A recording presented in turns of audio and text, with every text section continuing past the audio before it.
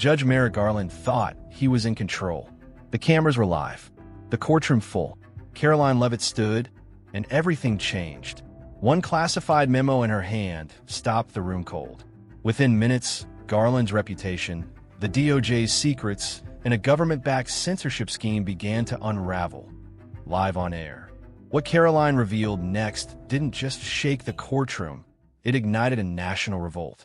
If you like bold storytelling like this, please subscribe. Let's get straight into it. It started with a message, anonymous, encrypted, and signed. We need to talk. It's about the DOJ. Karoline Leavitt almost deleted it. She'd received hundreds like it before, most from cranks or political operatives fishing for attention. But something about this one felt different. Within hours, she was sitting in a shadowed booth of a nondescript diner in Virginia, face to face with a pale, visibly shaken man in a wrinkled gray suit. He called himself Andrew, said he'd worked in the DOJ's Digital Oversight Division until last week. "I saw things I can't unsee," he said, sliding a hard drive across the table. "And you're the only one who won't bury this." Back in her office, Karoline plugged it in and scrolled. What she found stunned her. Dozens of emails, Slack threads, and internal memos revealed a quiet partnership between the Department of Justice and major tech companies. The documents detailed keyword targeting strategies, pre-flagged influencers, takedown requests marked priority, and meetings scheduled under code names. Most chilling were the blacklists, entire sets of topics labeled destabilizing, with directives to suppress them weeks before an election. But one name appeared again and again. Skytide Solutions, a government-funded nonprofit supposedly dedicated to fighting online extremism. In reality, it was a shadow censorship node operated by former intelligence agents, serving as a firewall between government demands and corporate compliance. Karoline knew she had something explosive, but going public immediately was too risky. The media would spin it. Social platforms might bury it. She needed legal weight. She needed a courtroom. So she filed for an emergency federal hearing under a transparency clause buried deep in the Digital Oversight Act, legislation most in Congress barely understood. To her shock, the court granted it. The timing was odd. The judge, even more so, Merrick Garland, former Attorney General, former Chief Judge of the D.C. Circuit, a man whose name was synonymous with institutional power, and who, somehow, had been reassigned to oversee this hearing. Some claimed it was a coincidence.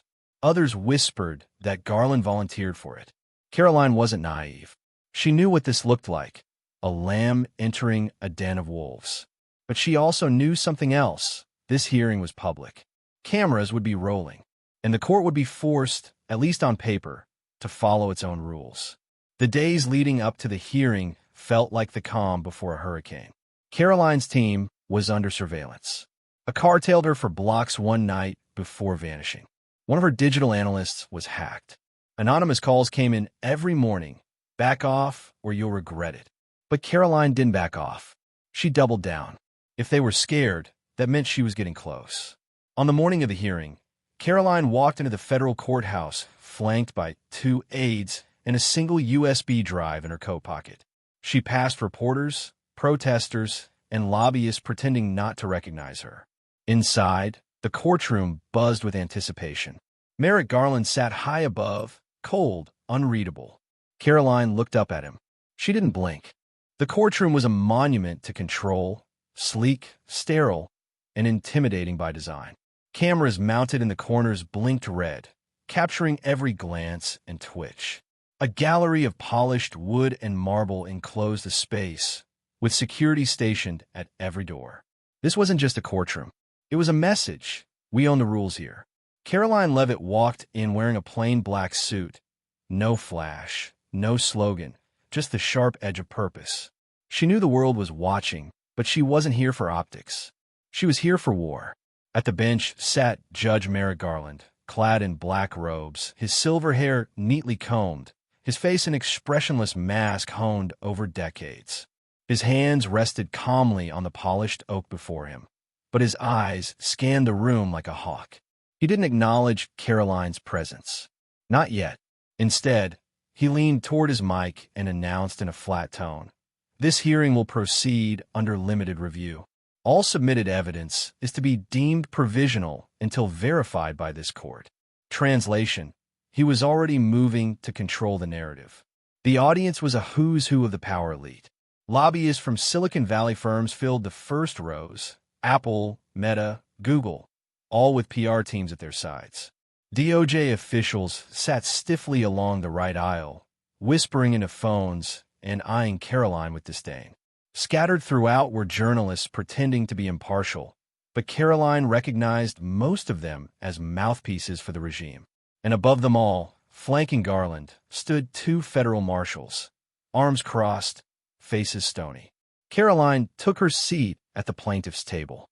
Across from her sat the DOJ's lead counsel, Cynthia Reeve, a seasoned bureaucratic weapon who once helped suppress the Hunter Biden laptop investigation. Reeve gave her a smirk that said, "You'll be crushed before lunch." Garland finally addressed her. "Ms. Leavitt," he said with a tone so dry it could sandwood, "you will limit your remarks to factual claims only. This court is not a platform for political theater." Karoline didn't flinch. "Understood, Your Honor." He continued, "Any evidence obtained through unauthorized means will be inadmissible. The court is not in the business of rewarding theft." "Of course," she replied, slowly placing a leather folder on the desk before her. "Then I assume you'll apply the same standard to the DOJ surveillance of American citizens?" There was a beat of silence.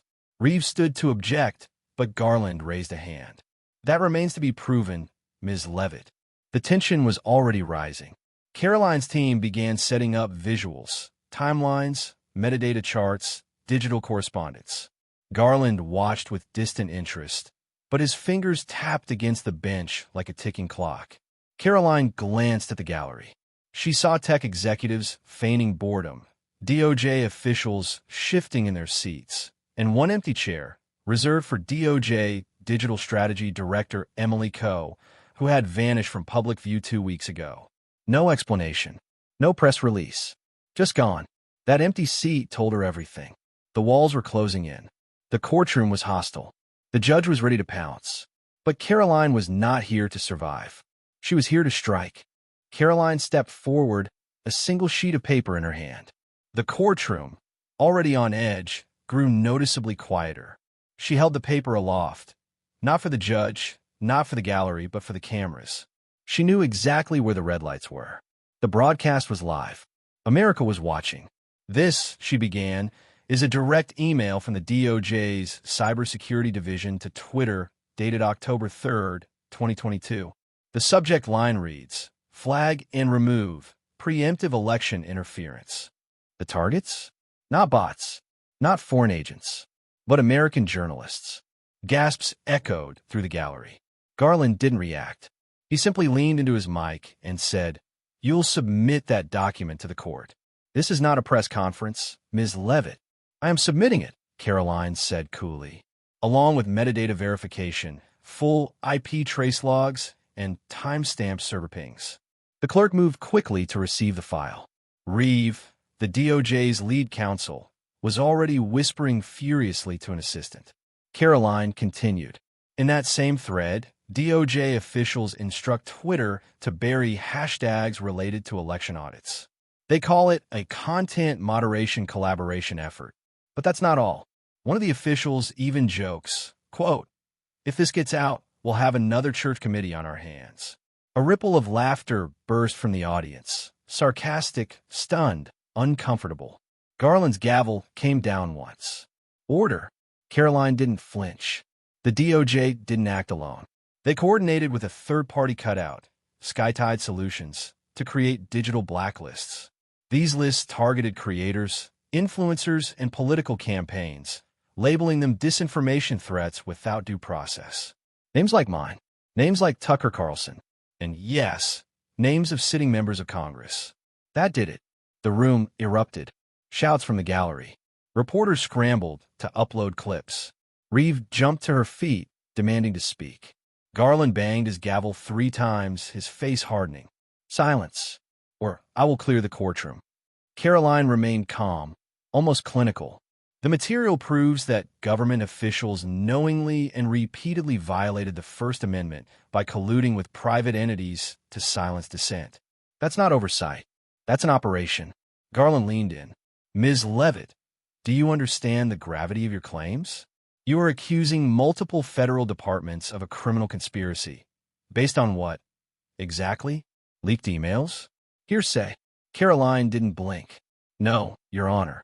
I'm accusing them based on written directives, digital chains of custody, and government-funded invoices. I'm not speculating. I'm documenting. There was a beat of silence. Long, heavy. Garland exhaled slowly. Then let's proceed carefully. You will not make sweeping statements without corresponding documentation. Do I make myself clear? Crystal, Karoline said, reaching for her next file. But she saw it then, just for a second. A twitch. Not in Garland's voice, but in his eyes. A flicker of doubt. Of fear. She had seen it in witnesses before, right before they cracked. She hadn't even touched the hard stuff yet. And Garland knew it. The courtroom air had shifted. What began as controlled testimony was now teetering on the edge of open warfare. Karoline could feel it. The twitching hands, the tightened lips, the legal team across the aisle, now frantically scribbling notes. She had landed the first hits. Now they were scrambling, but they weren't about to take it quietly. Your Honor, Cynthia Reeve, the DOJ's lead counsel, stood sharply. We moved to strike the plaintiff's most recent exhibit on the grounds of unauthorized acquisition of classified materials. Garland didn't immediately respond. Karoline stood, cutting through the tension. That's rich. The DOJ is accusing me of unauthorized access while I'm presenting their own documents. Documents showing they accessed Americans' private data without a warrant, without consent, and without consequence. Reeve's voice rose. You obtained these materials through an unlawful leak. The source is unnamed. That alone disqualifies the evidence. Garland looked from Karoline to Reeve, then back.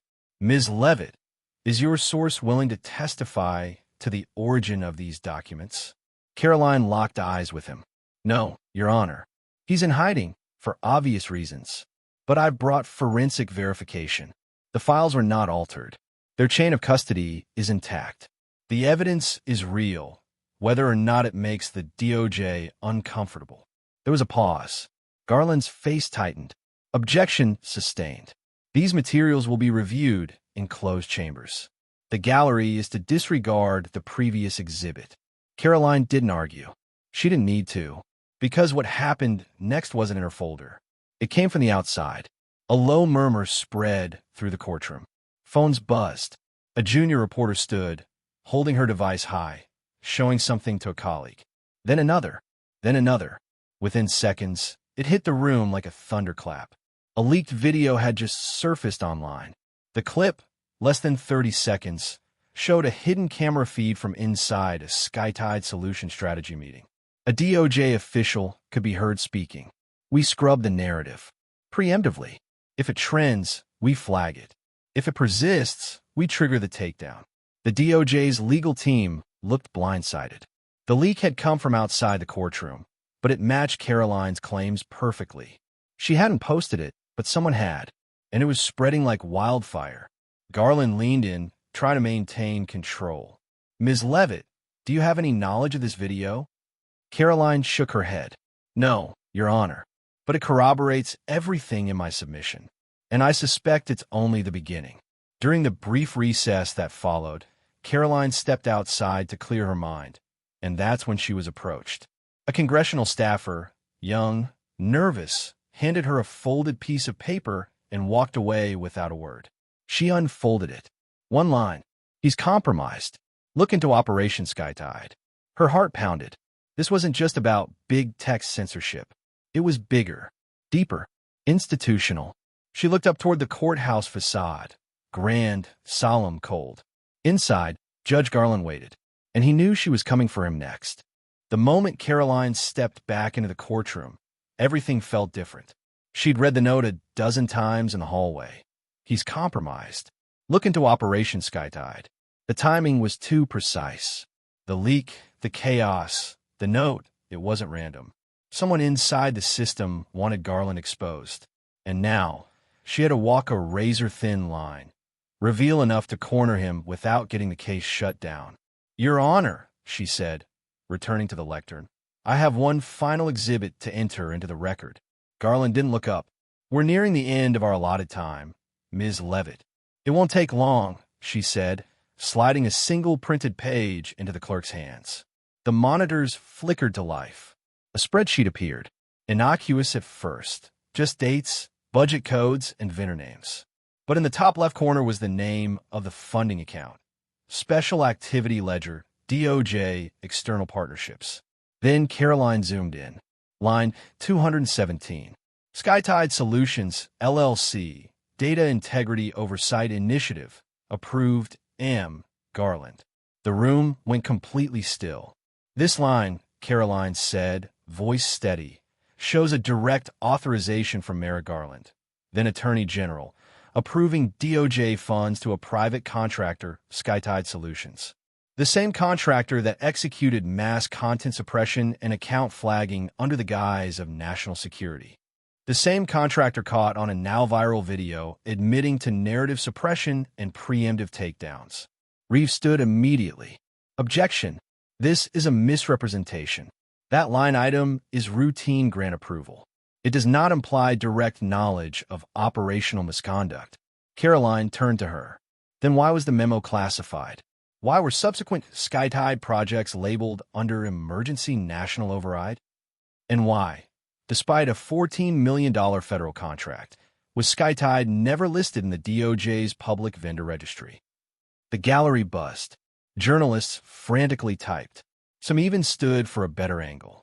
Outside, live stream views skyrocketed. Garland finally looked up. His face was stone.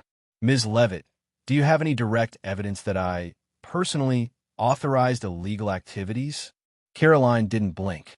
"I have evidence that you approved a covert shell organization, funded it with off-the-books money, and that your approval correlates with a spike in politically motivated censorship requests.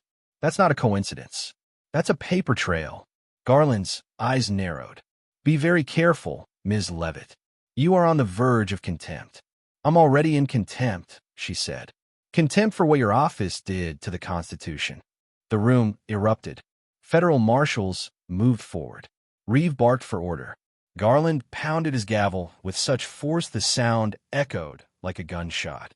"Clear the gallery," he roared. "This hearing is adjourned." But Karoline wasn't finished. She shouted over the chaos, holding up the spreadsheet. "The judge isn't impartial. He's the architect. This is no longer a hearing. This is a cover-up." And then she did the unthinkable. She walked past the plaintiff's table, past the marshals, and placed the spreadsheet directly on the bench in front of Garland. "Your name is on it," she said calmly. "You can't strike that from the record." Garland stared at the page, unmoving. For the first time all day, the gavel was silent. Judge Merrick Garland didn't speak. The spreadsheet sat in front of him, a single line glowing on the monitors, now magnified on every live stream. Approved M. Garland. He stared at it as if it might disappear, as if willing silence would rewind the last 10 minutes. But it wouldn't. Karoline stood motionless just feet from the bench, defiant, her eyes locked onto his. The gallery was frozen. No whispers now, no camera flashes. Just stunned silence. Garland finally exhaled. "Remove the witness from the courtroom," he said. It wasn't a request. It was a command. Two federal marshals moved toward Karoline. Her aide stepped forward instinctively, but she raised a hand, stopping them. She didn't flinch. She didn't move. She simply reached into her coat pocket and pulled out one final item, a small, labeled flash drive. "This contains the full SkyTide archive," she announced, turning to face the gallery. "Hundreds of pages of DOJ communications, suppression orders, financial transfers, and internal memos, some signed by Garland, others by senior DOJ officials now in hiding." Garland stood, something he hadn't done all day. "Ms. Leavitt," he said coldly, "you are in violation of federal protocol. You will surrender the drive, and this hearing is..." But his voice was cut off. On the monitors above the bench, the live stream feed, still active despite the court's lockdown order, split into 4 screens. Someone had hacked the feed. On screen appeared a rapid slideshow of internal SkyTide documents, DOJ emails, and, finally, a video clip of Garland himself at a closed-door briefing. In the video, Garland spoke with chilling clarity. "We don't censor speech. We isolate threats. If that means silencing unstable narratives ahead of an election, so be it." The gallery erupted. Reporters rushed the exit to call their editors. DOJ aides bolted from their seats. One fainted. Garland's face turned ashen. He banged the gavel once, twice, a third time, then stopped when he realized no one was listening. A journalist yelled from the gallery, "Judge Garland, are you confirming the DOJ suppressed political speech?" Another, "Were you aware SkyTide was bypassing FISA court oversight?" Garland tried to shout, "This courtroom is adjourned," but the words barely carried. His voice cracked. Karoline raised the flash drive in the air. "It's over," she said. "You don't get to end this hearing, because the American people just started one of their own." Security rushed to the front, not to escort Karoline out, but to surround Garland. The mood had turned. Marshals exchanged glances. One even stepped slightly between Karoline and the judge, as if unsure who the threat truly was. Then the feed cut to black. Outside, the crowd had swelled. Protesters with signs, journalists with live rigs, activists chanting Karoline's name. Inside, Garland turned, whispered something to his clerk, and vanished behind the bench's private exit. No gavel, no ruling, no closing statement, just silence. The court had collapsed, but Karoline stood tall, still holding the truth in her hand. By nightfall, the footage had gone global. Clips of Karoline Leavitt holding up the flash drive flooded social media. The hacked courtroom feed, showing Merrick Garland's secret briefing, aired unfiltered on alternative networks, then reluctantly picked up by major outlets once viewership numbers exploded. The New York Times called it the most explosive moment in a federal courtroom since Watergate.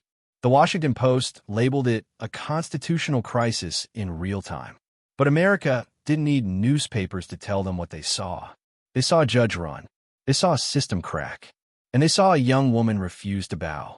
Within hours, Garland's office issued a vague, one-paragraph resignation letter citing stress-induced medical complications.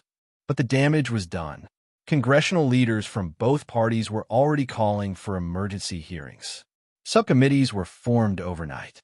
The term SkyTide began trending alongside digital treason. Karoline returned to her office, surrounded by private security. The DOJ had not issued a formal statement, but sources confirmed that internal investigations had begun, some targeting the very officials seated in the courtroom hours before. Several had already scrubbed their public profiles. One vanished entirely, but Karoline wasn't celebrating. She sat alone in a quiet conference room, staring at a wall of maps and printouts.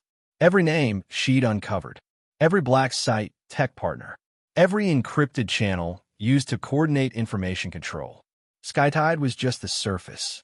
Beneath it lay a hydra of federal contractors, NGO intermediaries, and legal loopholes written specifically to bypass the Constitution. She had exposed the head. Now came a body. Outside her office, supporters gathered with candles. Some held handwritten signs, "She fought for us. We are not algorithms. Leavitt versus Leviathan." It wasn't a protest. It was a vigil, a moment of national recognition that something profound had shifted. News crews camped outside her building. Leaks from Capitol Hill said subpoenas were being prepared, not just for DOJ staffers, but for Garland himself. The judiciary was shaken. Other federal judges quietly recused themselves from related tech censorship cases. Confidence in the system faltered, but Karoline didn't want chaos. She wanted justice. In a live interview 2 nights later, her first since the courtroom meltdown, she spoke clearly, without emotion. "This was never about me. This was about power that went unchecked for too long. The Constitution wasn't hacked. It was ignored. My job now is to make sure that never happens again." The ratings broke records. That week, 3 members of Congress introduced the Digital Due Process Act, directly citing Karoline's evidence. Protests broke out at DOJ offices nationwide. Former intelligence officials began speaking anonymously to reporters. Whistleblowers emerged, and quietly, in classified rooms, the walls of SkyTide began to fall. But Karoline wasn't done. She didn't want to be a symbol. She wanted to be a scalpel. And as she looked down at the list of names on her desk, judges, executives, bureaucrats, she knew the war wasn't over. This wasn't the end. This was just the first courtroom, and she was ready for the next.